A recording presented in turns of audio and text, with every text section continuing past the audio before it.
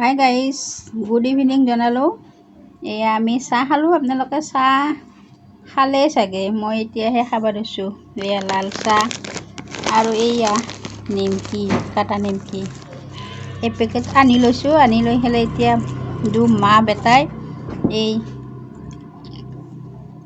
নিমকিৰে চাহ খাই আছোঁ। গধূলি চাহৰ লগত, এই লাল চাহৰ লগত এই কাটা নিমকি খাই আছোঁ।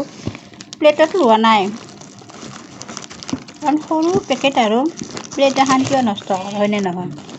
সেইকাৰণে পেকেটৰ পৰা ওলাই আছোঁ আৰু খাই আছোঁ। আপোনালোকে খালে ন গধূলিৰ চাহ?